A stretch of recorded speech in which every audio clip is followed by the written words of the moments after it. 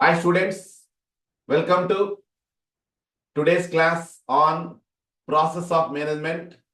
In the yesterday class, we have discussed the introduction of process of management, but now I would like to discuss again that in a simple manner so that you will be able to understand the concept of process of management. Dear students, now I will share the file to all of you.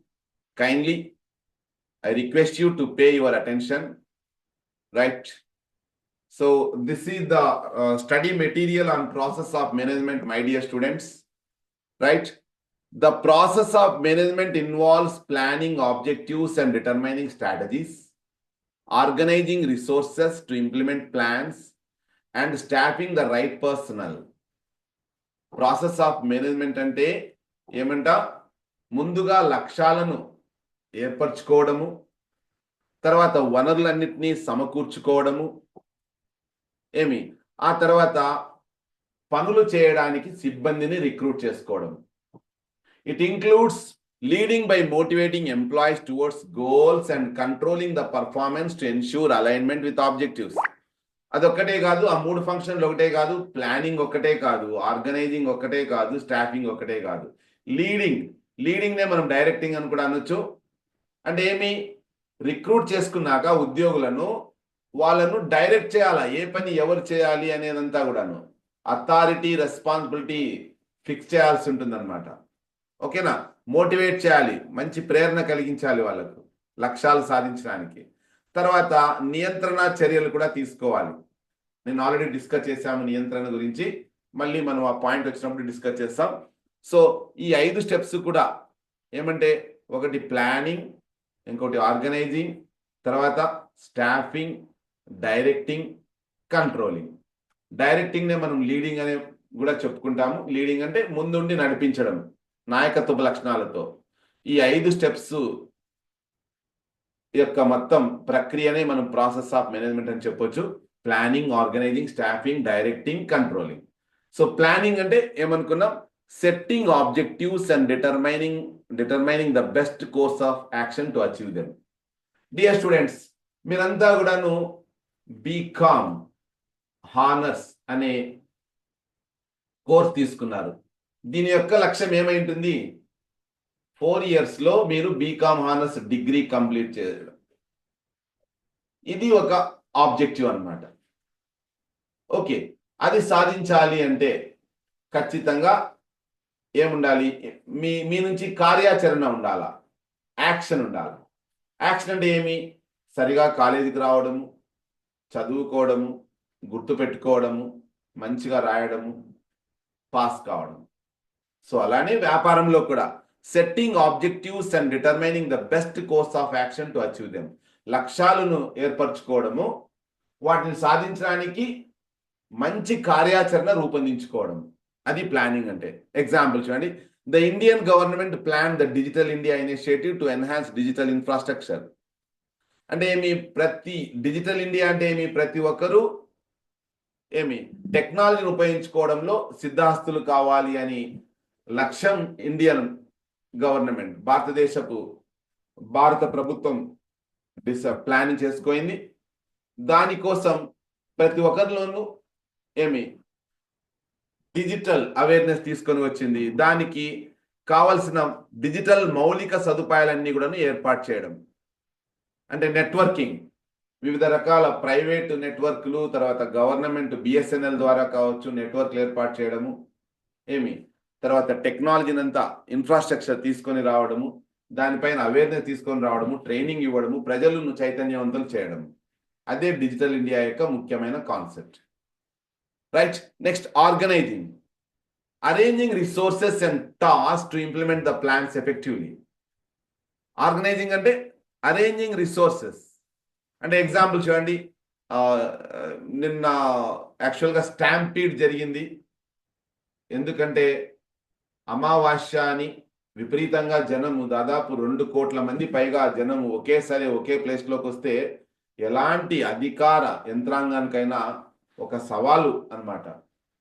కానీ ఎప్పుడైతే ప్రజల్లో క్రమశిక్షణ లోపిస్తుందో అప్పుడు ఆటోమేటిక్గా stampede జరుగుతుంది. Stampede అంటే ఒకరికొకరు తొక్కిసలాటలో ఒకరికొకరు తొక్కుకొని మొత్తం అంతా కూడాను పడిపోవడము, గాయాలు కావడము, చనిపోవడము, ఇట్లా జరగడం, దాన్నే స్టాంపీడ్ అంటారు. అలా జరిగింది. బట్ మీరు చూడండి, దాదాపు కేవలం ఈ మహాకుంభమేళాలో కొన్ని రోజులలోనే దాదాపు 44 crore మెంబర్స్ అక్కడికి వెళ్ళి అక్కడ స్నానాలు ఆచరించి, ఎక్కడ ప్రయాగ్రాజ్లో 3 నదులు కలిసే చోట, అవి ఏమంటే గంగా, సరస్వతి, యమున. గంగా, సరస్వతి, యమున ఈ 3 నదులు కలిసే చోటనే త్రివేణి సంగమం అంటాము. అక్కడ మహాకుంభమేళా జరుగుతున్నది. అక్కడికి దాదాపుగా కొద్ది రోజులలోనే 45 కోట్ల మంది వెళ్ళి అక్కడ స్నానాలు ఆచరించబోతున్నారు. నిన్న అమావాస్య కావడం వల్ల ఆ రోజు స్నానాలు ఆచరిస్తే మంచి జరుగుతుంది, శుభం జరుగుతుందనే ఒక ఆశతో కోట్ల మంది వెళ్ళారు, దాదాపు 2 కోట్ల మంది. దానివల్ల ఏమైంది? స్టాంపీడ్, తొక్కిసలాట జరిగింది. అందులో చాలా మంది చనిపోవడం జరిగింది. సో ఒక పరిమితి వరకు దేనైనా కూడాను మనము మేనేజ్ చేయొచ్చు. ఒక పరిమితి వరకు, పరిమితి దాటితే ఇంపాసిబుల్. కాబట్టి arranging resources and task to implement the plans effectively. Organizing అనేది వనరులను సమీకరించుకోవడము, తర్వాత ప్లాన్స్ ను ఎఫెక్టివ్గా ఆచరణలో తీసుకొని రావడము, అది right. Staffing. Dear students, staffing అంటే సిబ్బందీకరణ అంటాం తెలుగులో మనం. రిక్రూటింగ్, సెలెక్టింగ్, ట్రైనింగ్, డెవలపింగ్, ఈ 4 అంశాలు ఉంటాయి. ఈ 4 దానికి తేడాగా ఉంటాయి మై డియర్ స్టూడెంట్స్. రిక్రూటింగ్ అంటే అందరికీ తెలియచేయడం, పలానా చోట ఉద్యోగాలు ఉన్నాయి అని, మా కంపెనీలో 1000 ఉద్యోగాలు ఉన్నాయని తెలియచేయడం. అది 1,00,000 మందికి తెలియచేయచ్చు మనం, ఓకేనా. సెలెక్టింగ్ అంటే ఈ 1,00,000 మందిలో ఏం చేస్తాము? 1000 మందిని సెలెక్ట్ చేస్తాము, ఎలిమినేటింగ్ అనమాట. సో 1,00,000 మందిని అట్రాక్ట్ చేయడం అనేది రిక్రూటింగ్. 1,00,000 మందిని అట్రాక్ట్ చేసి వాళ్ళకి తెలియచేయడం అనేది రిక్రూటింగ్ అయితే, అందులో రకరకాల పరీక్షలు పెట్టి అందరినీ 99,000 మందిని వద్దు అని రిజెక్ట్ చేసి 1000 మందిని సెలెక్ట్ చేసుకోవడం అనేది సెలెక్టింగ్ అంటాం. ఆ సెలెక్ట్ చేసుకున్న వాళ్ళకు ట్రైనింగ్ ఇస్తాము. ఆ తర్వాత కొన్నాళ్ళకు ఉద్యోగంలో కొన్నాళ్ళు వర్క్ చేసిన తర్వాత మళ్ళీ వాళ్ళను డెవలప్ కూడా చేస్తాం. అంటే మళ్ళీ అదనంగా ట్రైనింగ్స్ ఇస్తాం. దాన్నే డెవలప్మెంట్ అంటాము. ఎవరిని? Right personal for the job. కరెక్ట్గా ఉపయోగపడే, మన ఉద్యోగానికి ఉపయోగపడే, కరెక్ట్గా ఉపయోగపడే ఉద్యోగులను సెలెక్ట్ చేసుకొని వాళ్ళకు ట్రైనింగ్ ఇచ్చి ఎప్పటికప్పుడు డెవలప్మెంట్ యాక్టివిటీస్ కూడా ఏర్పాటు చేస్తాము. ఎగ్జాంపుల్ చూడండి, TCS hires engineering graduates and trains them through its structured on board programmes. TCS company engineering గ్రాడ్యుయేట్స్ను ఎప్పటికప్పుడు ట్రైన్ చేసి తన యొక్క కంపెనీలోకి తీసుకోవడం జరుగుతుంది. Next, leading and directing. Students, my dear students, ఎప్పటికప్పుడు ఉద్యోగుల్ని రిక్రూట్ చేసుకున్న తర్వాత వాళ్ళని మన కంపెనీకి సంబంధించిన కార్యకలాపాలు చేసేటట్టుగా ప్రభావం అంటే వాళ్ళ పైన మన ప్రభావం చూపాలి, వాళ్ళకు ప్రేరణ కలిగించాలి, మన కంపెనీ యొక్క లక్ష్యాలు సాధించేలా చేయాలి. అంటే influencing and motivating employees to work towards organisational goals. Example చూడండి, the leadership of Ratan Tata motivated employees and inspired trust leading to successful expansion of Tata Group. Tata group అంత పెద్దగా విస్తరించింది అంటే కారణం ఏంటంటే రతన్ టాటా అనే ఒక మహనీయుడు ఉద్యోగులను అద్భుతంగా ప్రేరణ కలిగించడం, ఒక నమ్మకాన్ని కలిగించడము, వాళ్ళు సంస్థ కోసం పనిచేయడం, అది డైరెక్టింగ్ లేదా లీడింగ్ అంటే. And last point my dear students, controlling, నియంత్రీకరణ అంటాము.